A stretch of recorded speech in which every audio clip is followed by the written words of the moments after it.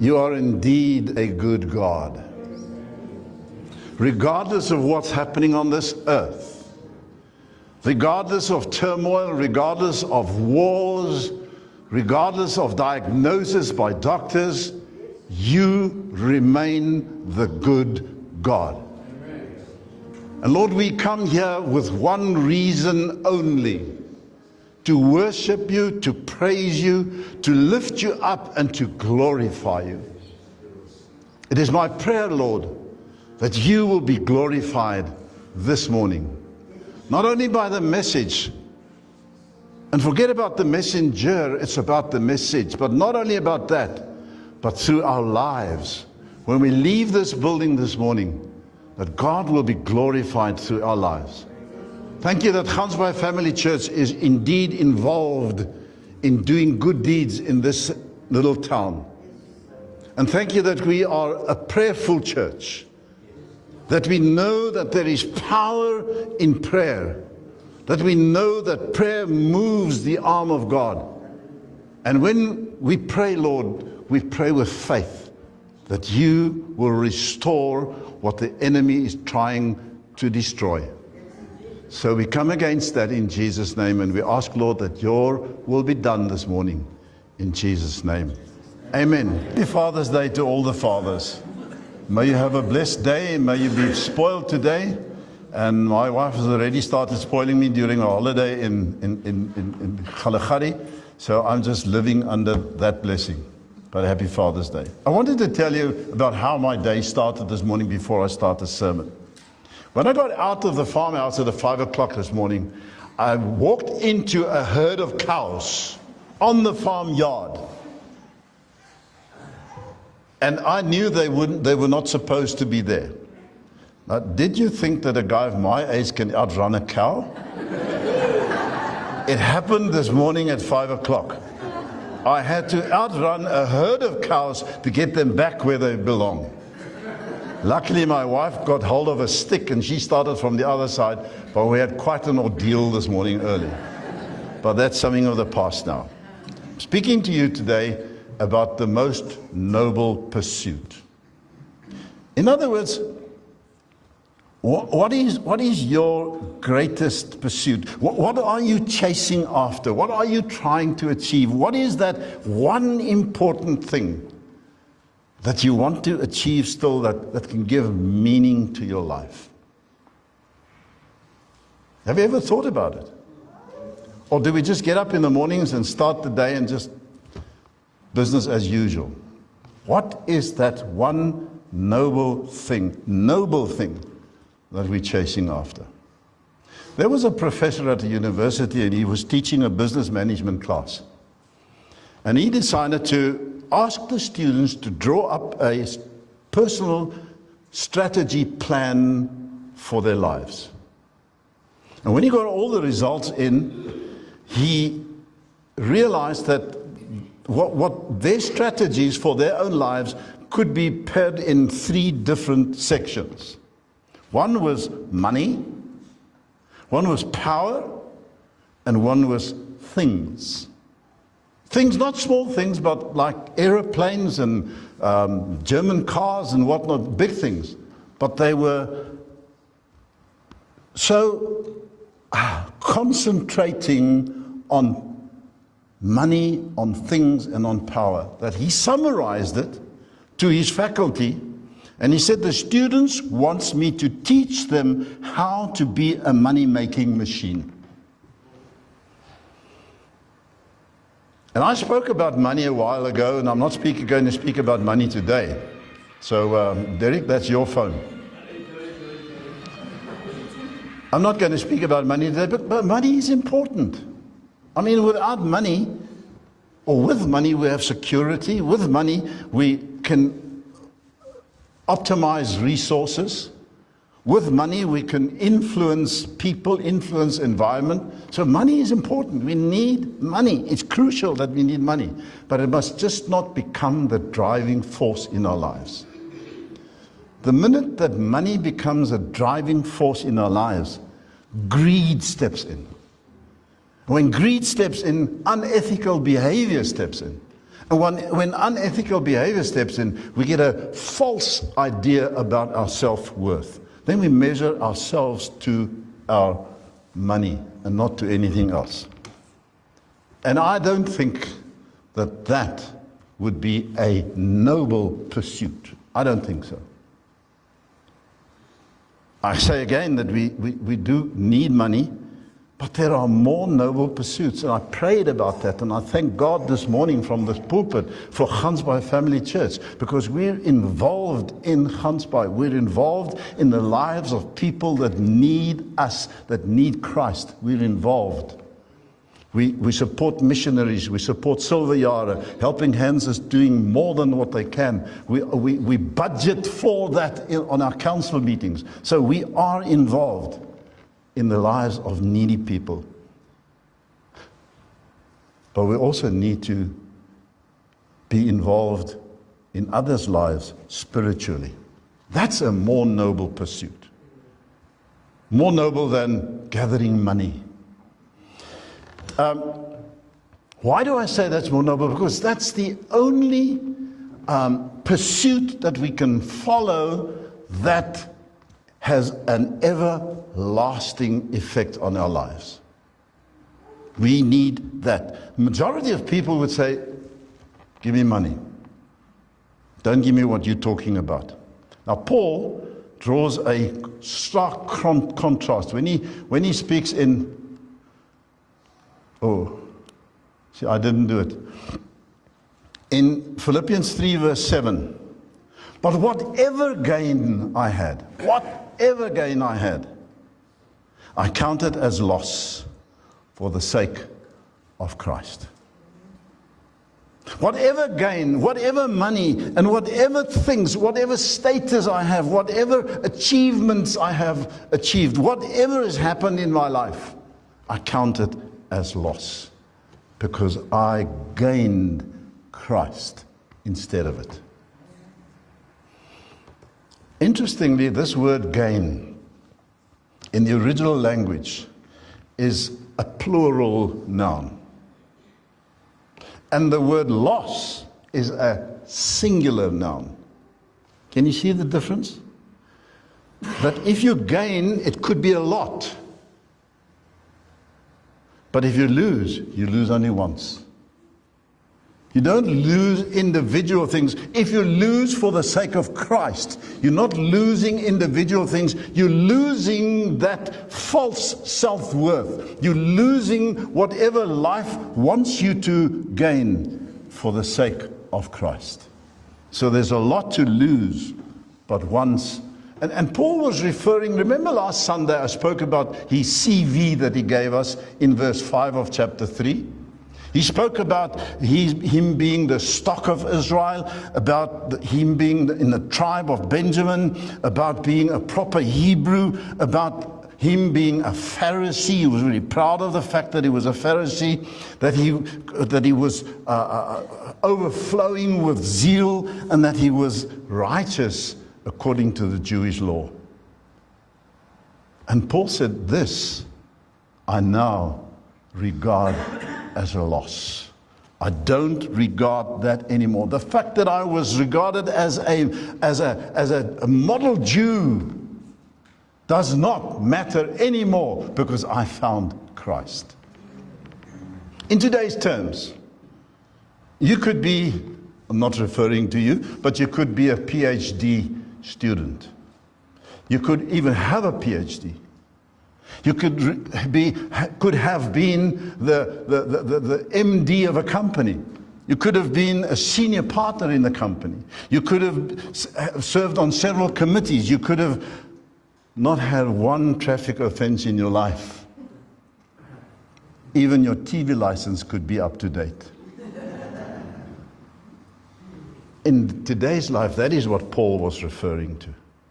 He says, those things mean nothing. The fact that I'm an MD, the fact that I do this and that and that, it means nothing, because I've gained Christ. Count that all as a loss.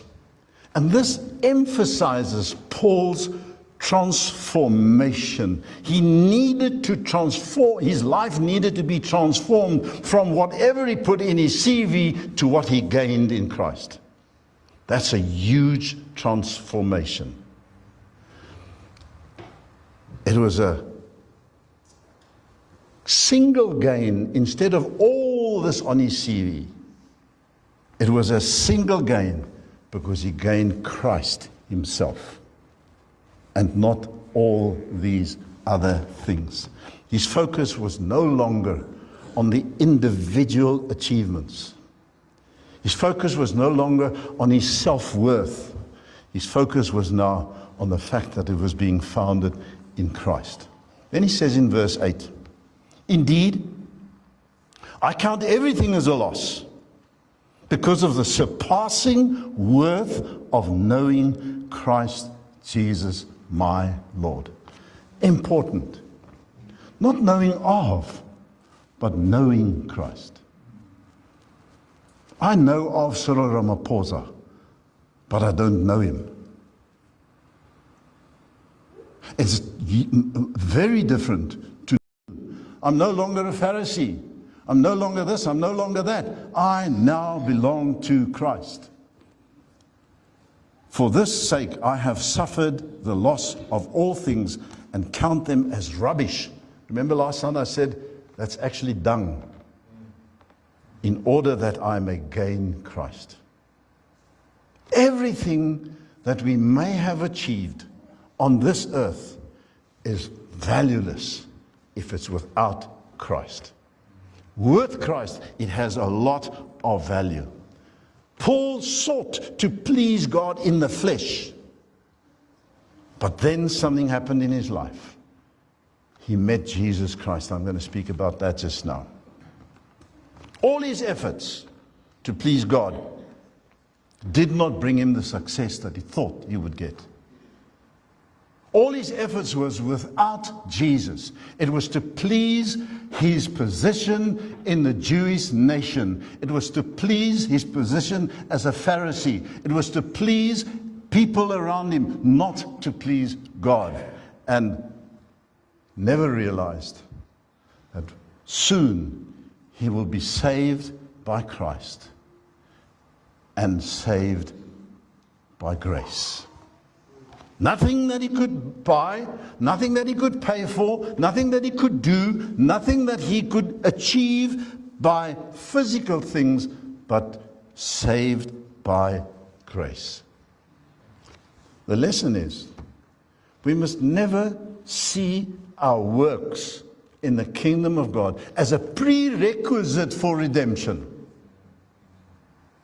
What we do in the kingdom of God must come from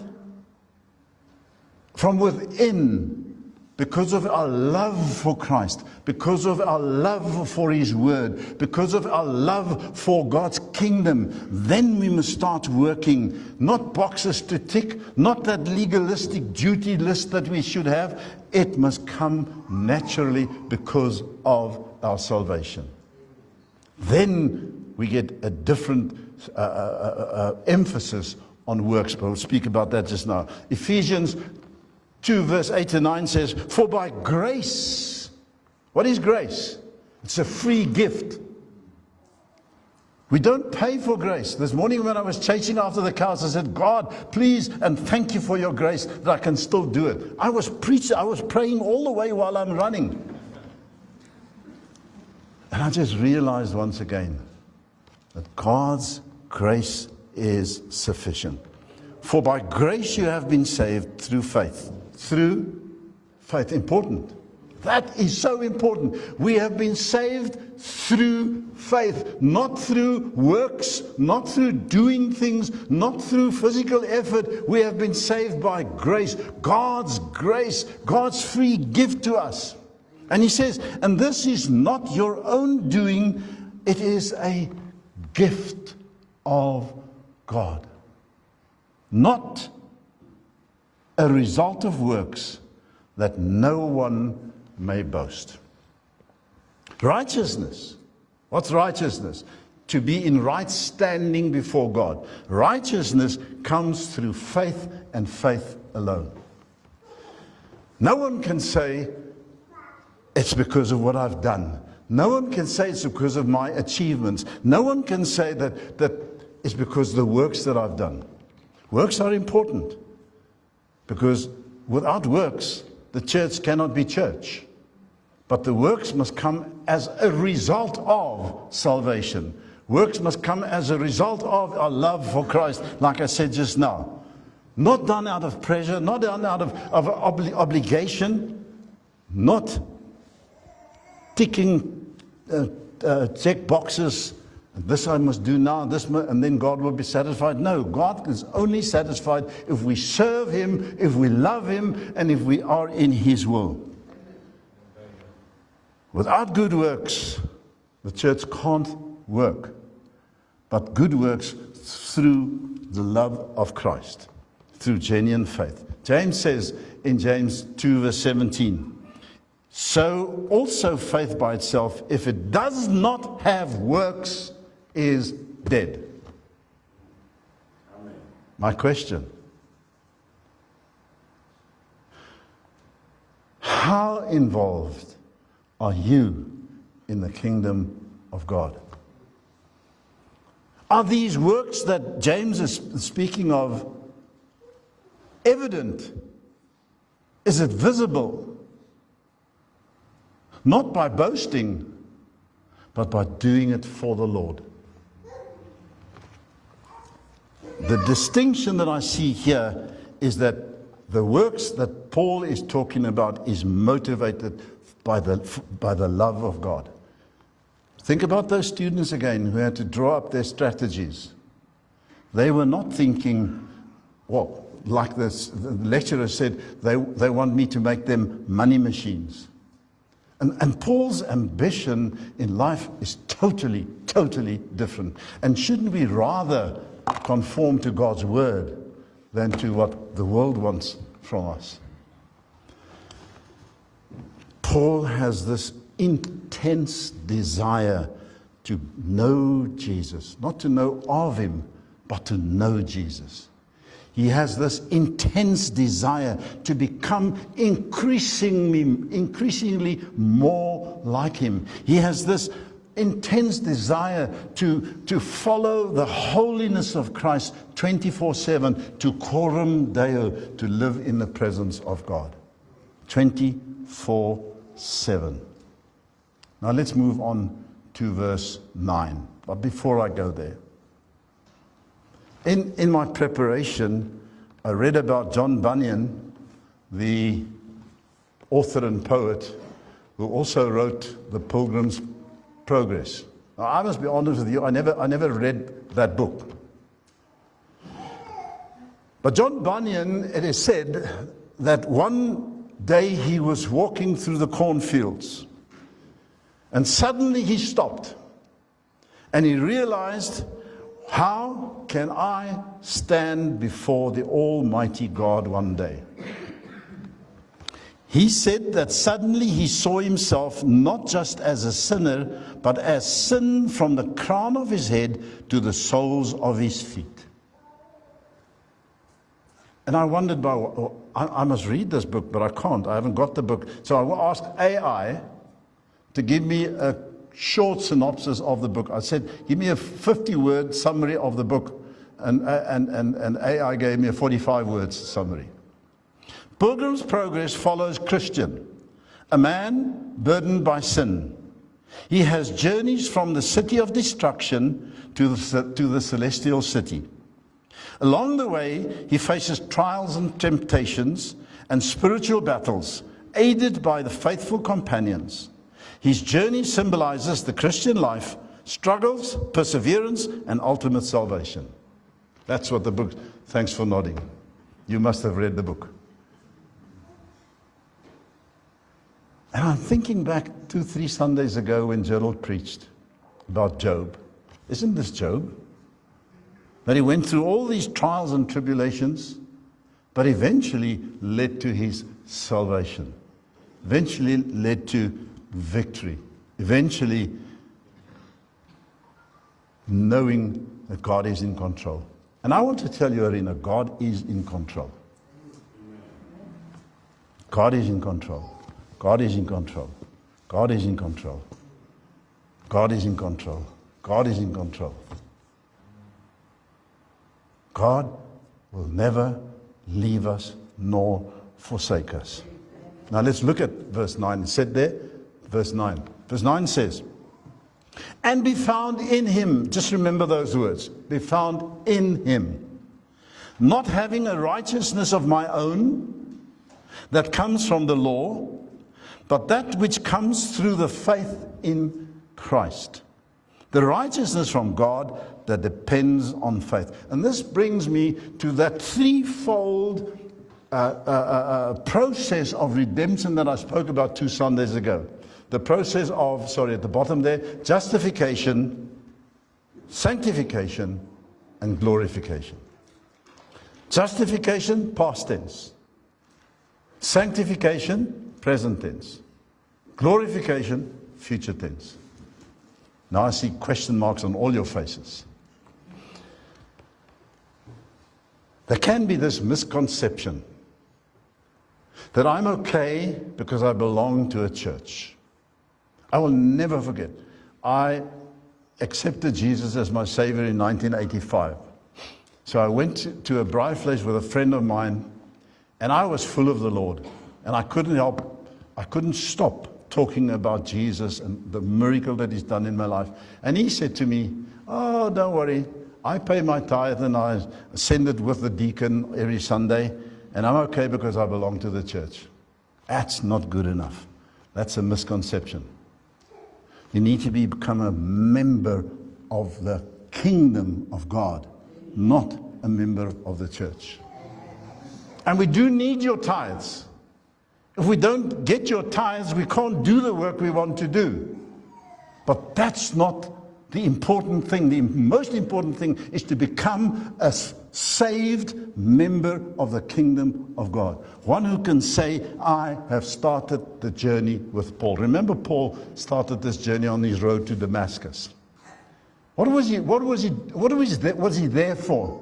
To go and destroy all Christian churches. He had a letter from the consul that he could go and destroy all Christian churches and burn up all Christian documents, blah, blah, blah. Christ met him on the road to Damascus. He fell off his horse, he became blind for 3 days, and he was taught by the Holy Spirit in 3 days to write nearly 2/3 of the New Testament of God's Word. He needed the Holy Spirit. He needed to give his life to Christ. He needed to live a life, a justified life. He needed to be called righteous by God. And that happened on the road to Damascus. His righteousness. And my friend, that should tell me and you that we are good enough. Don't ever think you're not good enough. Amen. Don't ever think that God is against you. God's never against you. Once you have given your life to Christ, you are declared righteous by Him and by Him alone. And if you are declared righteous by God and by God alone, you are good for everything in the kingdom of God. And then we must let our light shine.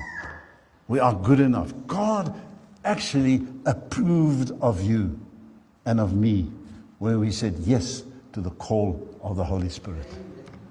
He approved us. So we are good enough. And we are good enough to carry it through in faith. We are good enough for the world to see that we are redeemed by the blood of the Lamb. We are good enough to know and to confess and to declare the goodness of God and sing about the goodness of God. Don't just sing it, but sing it from the heart. However, never get stuck in the first process, justification. I said past tense. What is present tense? Sanctification.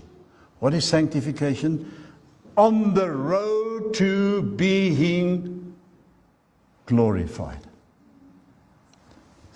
Justification, when we get saved, when we get declared righteous. Sanctification on the road. Sanctification being equipped by the Holy Spirit. Sanctification is now. It's happening now. Leading up to glorification, which I'll speak about that just now. Paul says, that which comes through faith in Christ, the righteousness from God that depends on faith. That's the business end of redemption. That's where we must start our transformation. Transformation didn't start our date when we wrote it in our Bible. I gave my heart to the Lord such and such a date. It started there, but it must never end there. It must go on and on and on. Our lives must be constantly changed. If we want to live in the presence of God, if we want to coram Deo, we need to become visible, that transformation, the same transformation that Paul underwent when he fell off the horse and became blind, and he was totally changed from what he was supposed to do to what he actually did. Two different things. That's when faith kicks in. It says there that through faith, it comes through faith in Christ. That's when faith kicks in, and that's when it becomes visible. And life's not a life of moral do's and don'ts. I said just now, it's not a boxes that we can tick off. It's doing what God wants us to do. It's living in His presence. It is being sold out to Christ. It is trusting Him for everything. Friends, faith is relational. Faith is when we stand in the right, what's the word? I'm in right standing with God. And then I can live in faith. Then I don't have to go through rituals. I know that I don't have to understand and intellectually live by doctrines. I know that I can just trust God whenever I go, wherever I go. And if I don't trust God, I step out of this relationship. Important. There is the relationship between us and Christ. And that relationship, the glue of that relationship is faith. And if we break that relationship and we step out, we break the relationship if we do not live in faith any longer. Now, we come to the climax. Justification, sanctification, glorification. One day, there will be glorification. Paul says in verse 10, that I may know Him and the power of His resurrection, and I may share His sufferings, becoming like Him in His death, that by any means possible I may attain the resurrection from the dead. Can you hear Paul's deep longing to be with Christ?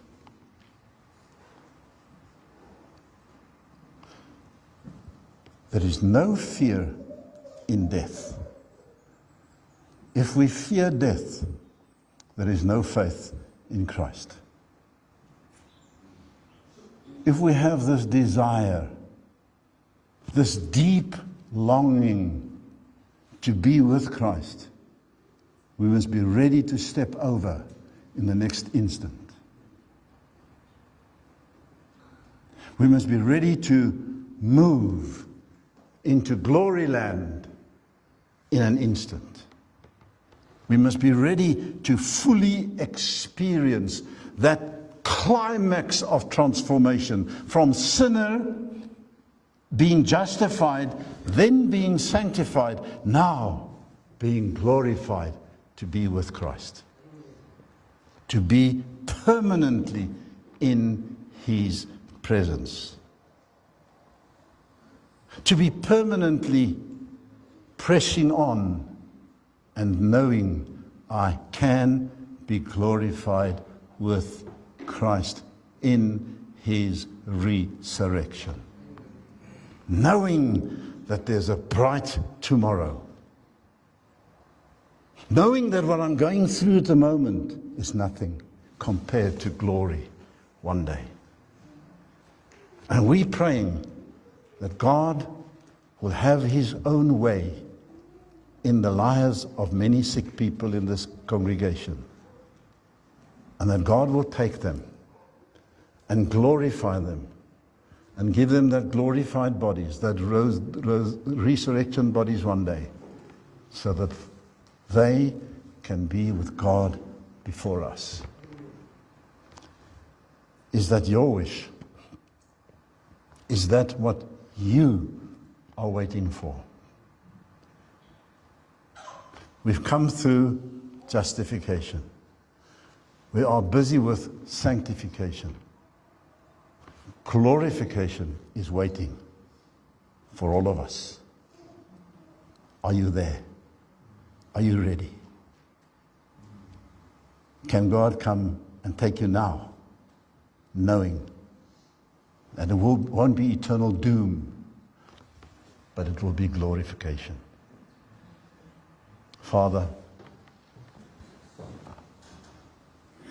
I don't think we realize at this very moment how important this last section of this message is to each one of us.